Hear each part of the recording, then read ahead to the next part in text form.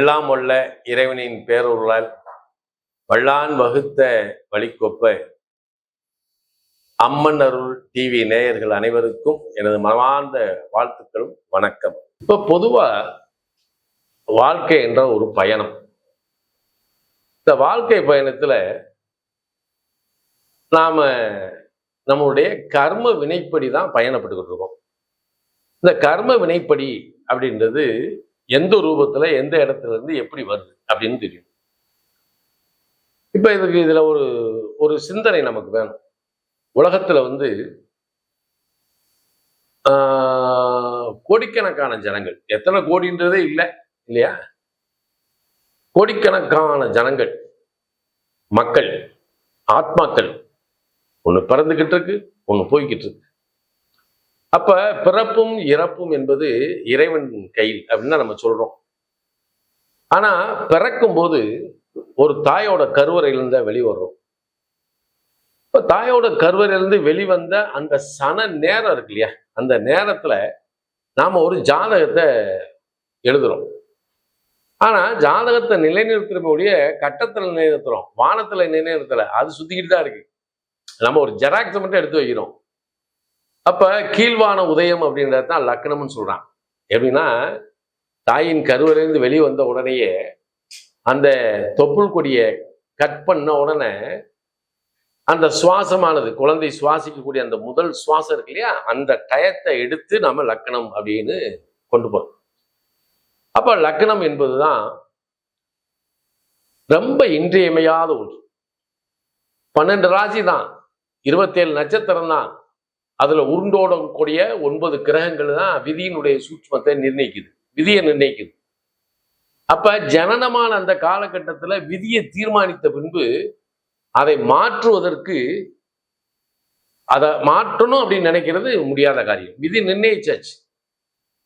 அப்ப நம்ம என்ன செய்யறோம், நம்ம ஆகும்னா சரி, ஏதாவது ஒண்ணு பரிகாரத்தை தேடணுன்றோம், அங்க போகணுன்றோம், இங்க போகணுன்றோம், இந்த கோயிலுக்கு போலாமா, அந்த கோயிலுக்கு போலாமா. ஆனா என்ன செஞ்சாலும் அவனே, நீ ஒரு கோயிலுக்கு போற அப்படின்னா அது உன் ஜாதகத்தில் இருக்கணும்.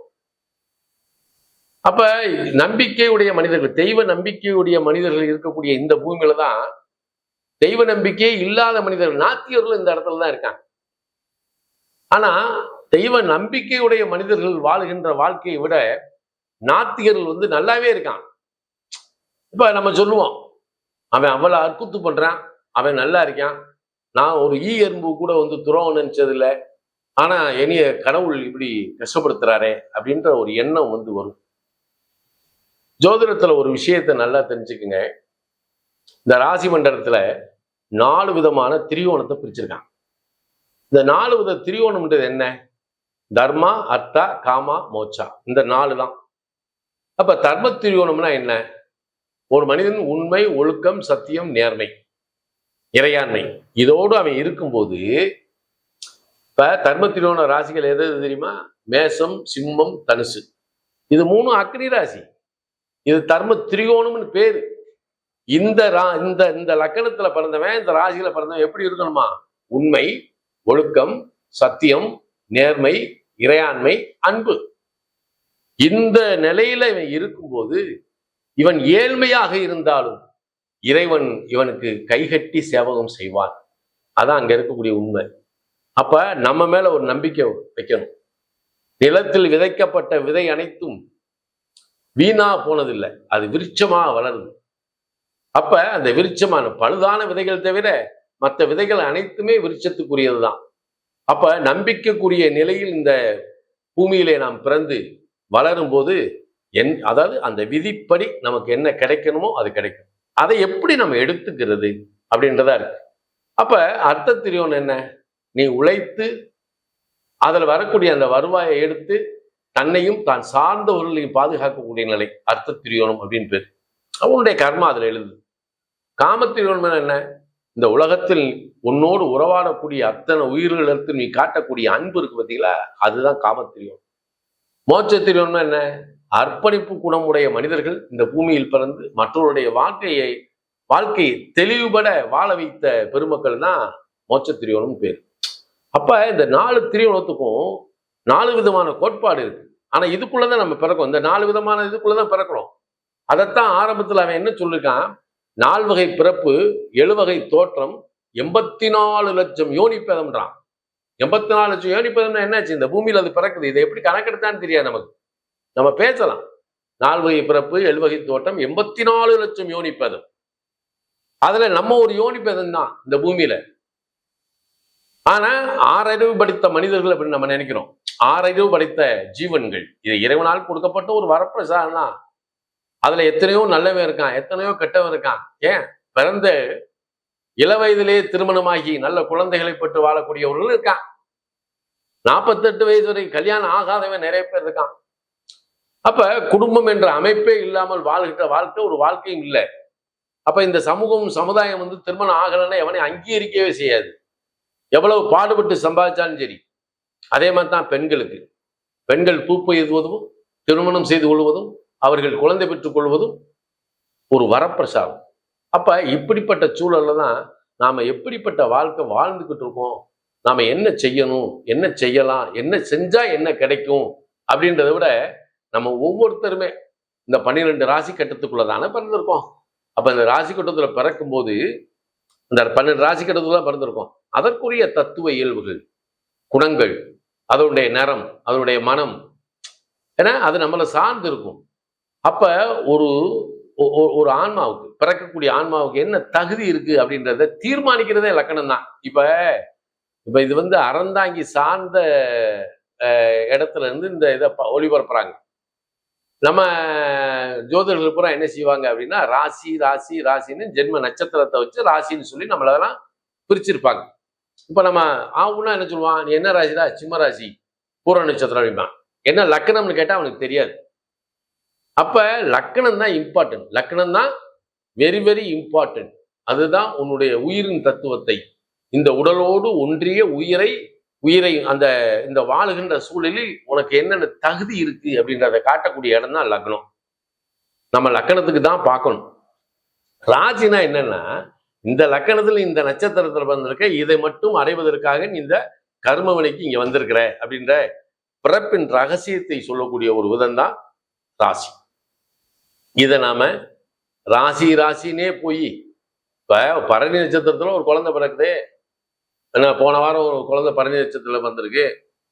65 வயசு கிழவனுக்கும் பரணி நட்சத்திரத்துல வந்திருக்கேன். 2 பேத்துக்குமே ராசி பலன் ஒன்னாயிருமா? அப்படி இல்லை. அந்த லக்கணம் அப்படின்றதான் ரொம்ப இம்பார்ட்டன்ட். அதுல கிரகத்தினுடைய சுழற்சி எப்படி இருக்கு, இந்த கிரகத்தினுடைய சுழற்சி இப்ப பாத்தீங்கன்னா சரி, ஊனாங்க குரு பேச்சுனாங்க, ராகு பேச்சுனாங்க, சனி பேச்சுனாங்க, அப்படியே எந்திரிச்சிச்சு, அப்படியே அமைங்கிடுச்சு. ஏன்னா என்னத்தான் நீ குரு பயிற்சியை பார்த்தாலும் ராகு பயிற்சியை பார்த்தாலும் காலையில எந்திரிச்சு நீ கடமையை செய்ய போனாதான் உன் வயிறு நிறைய போகுது. அப்ப இந்த கடமையை செய்யும் போது நான் யாரை, எப்படி, எப்போது, எங்கே வழிபட்டால் அல்லது என்ன செய்தால் நமக்கு நன்மை கிடைக்கும் அப்படின்றத பத்தி இந்த 12 ராசிக்கு ஒரு சாரம்சமா பார்ப்போம். இப்ப உலகத்தில் பிறந்த ஜீவாத்மாக்கள்கிட்ட நிறைவான நிலையுடைய மனிதர்கள் யாரான்னு கேட்டா அது கும்பத்துல பிறந்தவன் தான். அப்ப கும்ப ராசி லக்கணத்தில் பிறந்தவர்கள் தன்னுடைய ஆசைப்பட்டதை, நம்ம ஆசைப்பட்டதெல்லாம் அடையக்கூடியதும், இந்த உலக மக்கள் அனைவருக்கும் நல்ல நண்பர்களாக, பழக்கத்திலையும் பண்பாட்டிலையும் சிறந்தவர்களாக, ஒரு உயர்ந்த மனிதர்களாக இந்த பூமியில அடையாளம் காட்டக்கூடியது எதுனா அது கும்பம் தான். இவங்க சும்மா இருந்தாலும் சரி, கடவுள் உங்களுக்கு வேணுங்கிறதெல்லாம் செய்வார். இயற்கையாவே நடக்கும், அதுல மாற்றமே இல்லை. என்ன காசு பணத்தை கையில வச்சுக்க முடியாது. இந்த காசு பணத்தை போய் ஏதாவது நம்பி ஒருத்தன்ட்ட போய் பணத்தை கொடுத்து வச்சாலும் சரி, அல்லது பேங்க்ல போட்டாலும் சரி, அல்லது மறைமுகமாக ரகசியமாக சேர்த்து வச்சாலும் சரி, அது இவன் கைக்கு வராது. ஆனா குடும்ப தேவைகளையும் குடும்பத்துக்கு தேவையானதை பூரா இவன் தான் செய்யும். அது செய்ய இவனுக்கு செல்வத்தை கொடுத்து கொண்டே இருக்கும். இது நேதி. அப்ப நிறைவான நிலையுடைய கும்பத்தில் பிறந்தவர்களுக்கு இந்த காலம் மிக அற்புதமான காலம். என்ன, லக்னாதிபதியே போய் 2 ரவி உட்கார்ந்துட்டாரு. சனி பகவான் அளந்து கொடுப்பதில் மன்னன். அளந்து கொடுக்கறதுன்னா என்ன, வேணுங்கும் போது வேண்டிய நேரத்துலதான் உங்களுக்கு காசு வரும். நீங்க உடனே ஐயோ கையில பணம் இல்லையே அப்படி இல்லைன்னா இது பண்ணாதீங்க. இன்னைக்கு உங்களுக்கு 10,000 ரூபாய் செலவு இருக்குன்னா 10,000 ரூபாய் வரும். செலவே இல்லைன்னா கையில காசே இருக்காது. அப்படியா ஒரு 1000 ரூபா வந்துச்சுன்னா அது அப்பயே செலவழிஞ்சிடும். இப்படித்தான் இந்த காலம் இப்படி இருக்கு. அதை இப்ப நம்ம அறிவுபூர்வமா தான் இதுல கொண்டு போய் நம்ம செயல்படணும். ஆனா நல்ல குரு பார்வை. குரு என்ன செய்யறாரு? தன லாபாதிபதியாகிய குரு பஞ்சமத்தில் நின்ற சாரநாதன் செவ்வாயாகி, செவ்வாய் 3-10 குடைவராகி 6ல போய் உட்கார்ந்துருக்காரு. சூப்பரான தெரியும். அப்ப தன லாபாதிபதி பஞ்சமத்திலிருந்து லக்கணத்தை பார்ப்பதும் பாக்கியஸ்தானத்தை பார்ப்பதும் சாதாரண விஷயமா? அப்ப ஒரு உயர்ந்த நிலைக்கு நம்மளை அழைத்து செல்கிறது. சகல நிலைகளிலும் நமக்கு ஒரு மகிழ்ச்சியை கொடுக்கிறது. பொது வழியிலே இருக்கக்கூடிய நமக்கு நல்ல ஒரு பேரும் புகழையும் கொடுக்கிறது. நாம எந்த ஒரு கர்மால இருக்குமோ, உத்தியோகத்தில் இருக்குமோ, அதுல நமக்கு ஒரு மிகச்சிறந்த அடையாளம் கிடைக்கிறது, பேரும் புகழும் கிடைக்கிறது அப்படின்னு ஒரு பக்கம் இருக்கு. இப்ப இந்த குரு என்ன செய்யறாரு? 5ஆம் இடத்துல உட்கார்ந்து செவ்வாய் சாரத்துல இருக்காரு. அப்ப பூர்வீக சொத்துல ஒரு பாக பிரிவினை வருகிறது. அதை நீங்க சும்மா இருந்தா கூட அதுவா நடக்கும், உங்களுக்கு சேர வேண்டியது சேர்ந்துடும். ஆனா இயல்பா நடக்கும். நாம அதுக்கு போய் இப்ப பாருங்க, கும்பத்துல பிறந்த உடன் பிறந்தவர் எல்லாமே ஒத்துருவான். அப்ப எந்த விதமான சலசலப்பும் இல்லாம நீட்டா பிரிச்சுக்கலாம். அப்படி இல்லைன்னா இவங்க தந்தையே என்ன செஞ்சிருப்பாரு, யாராருக்கு என்னன்றதை பிரிச்சு வச்சுருப்பாரு. அப்ப இயற்கை இவர்களுக்கு ஒரு மகிழ்ச்சிகரமான காலமாகத்தான் இதை கொண்டு செல்கிறது. காசு பணத்துக்கு ஒரு கவலை இல்லை. முயற்சிகள் அனைத்தும் சித்தியடையும். இப்ப முயற்சிகள் எல்லாமே உங்களுக்கு சக்சஸ்ஃபுல்லா இருக்கு. அதை விட இந்த மாசத்துல இப்ப விவசாயத்தில் இருக்கிறவங்களுக்கு விவசாயம் கிடைக்கும். சில பேர் ரியல் எஸ்டேட் பிசினஸ் பண்றவனுக்கு ரியல் எஸ்டேட் பிசினஸ்ல பொடி கட்டி பறப்பான். புதுசா இடம் வாங்கி ரியல் எஸ்டேட் பண்ணலாம். சிவில் இன்ஜினியரிங்ல இருக்கோம், நான் கன்ஸ்ட்ரக்ஷன் லைன்ல இருக்கேன் அப்படின்னா சரி, அடேங்கப்பா புது அக்ரிமெண்ட் ஆகும். பெரிய பெரிய அப்பார்ட்மெண்ட் கட்டுறதுக்கு உண்டான வாய்ப்பு உண்டு சொல்லலாம். அது கட்டட்டுமியா, எனக்கு ஒரு சொந்த வீடு கட்ட முடியுமான்னு பாரியா அப்படின்னா சரி, மிக அழகான வீட்டு மனையை உருவாக்கி அந்த வீட்டுல குடியேறதுக்கு உண்டான வாய்ப்பும் உங்களுக்கு உண்டு. வசதி வாய்ப்புகளை பெருக்கக்கூடிய காலம்தான் இது. நம்பிக்கையை நாம் இழந்து விடக்கூடாது. கும்பராசியில் பிறந்திருக்கோம் அப்படின்னா பல பேர் என்ன சொல்லுவான், 7 சனியினுடைய கழிவும்பான். உங்களுக்கு பாதச்சனிங்க அப்படிமா. லக்னாதிபதியே சனிதானடா, அவர் எப்பயுமே அளந்துதானே செய்யறாரு. அதுல போய் என்ன பாதச்சனி, ஜென்மச்சனி, விரையச்சனி அதெல்லாம் ஒண்ணும் கிடையாது. உங்களுக்கு எந்த சனியும் கிடையாது. சனி பகவான் 2இல். நம்ம என்ன செய்யணும்? கொடுக்கக்கூடிய வாக்கை காப்பாற்ற முடியாது. அதனால யாருக்கும் வாக்கு கொடுக்க வேண்டாம். சாயங்காலம் வந்துருக்கனே உங்களுக்கு கொடுத்துட்றேன் அதெல்லாம் சொன்னா நடக்காது. சனிவான்ட்ட யதார்த்தமா இருந்தா உங்களுடைய தேவைகள் அனைத்தையும் சனி பகவான் பூர்த்தி செய்வார். என்ன நண்பர்களே, அப்ப இந்த இடத்துலதான் நம்ம யோசிக்கணும் என்ன செய்யலாம். இப்ப கும்பத்துக்குரியவர் சனி, இவருடைய பஞ்சமாதிபதி புதன், பாக்கியாதிபதி சுக்கிரன்.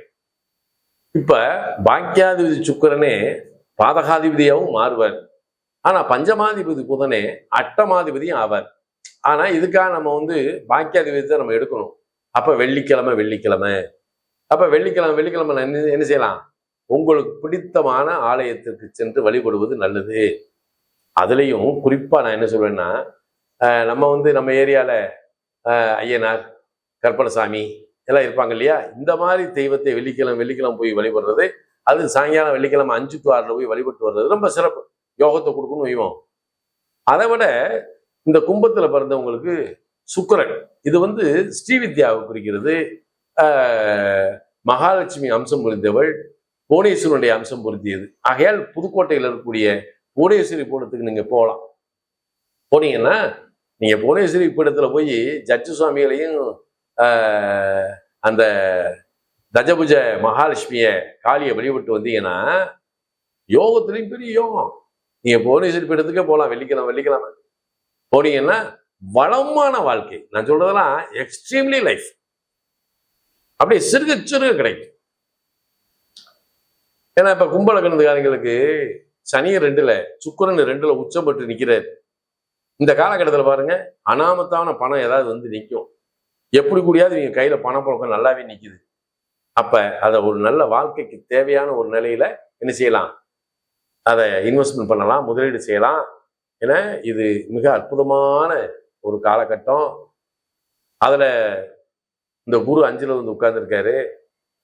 நான் கும்பல கணத்துல பிறந்தவன் பூராமே லவ் மேரேஜ் தான் பண்ணுவேன்னு சொல்லுவேன். இப்போ குழந்தையில வந்து ஒரு பையனை விரும்பலாம், கும்பல கணத்துல பிறந்த பிள்ளைய உங்க வீட்டில் இருக்கும்போது அது என்னது நல்ல கெட்டது பார்த்து செய்யுங்க. திருமண வாழ்க்கையினுடைய நிலை வந்து நல்லா சிறப்பாக இருக்கு. ஏன்னா வசந்தமும் நல்ல மகிழ்ச்சியும் கிடைக்கக்கூடிய காலமாக இந்த காலம் உங்களுக்கு அமைகிறது. சகல சௌபாக்கியங்களை பெற்று வாழ வேண்டுமாய் உங்களை வாழ்த்துகின்றேன். வாழ்த்துக்கள். நன்றி.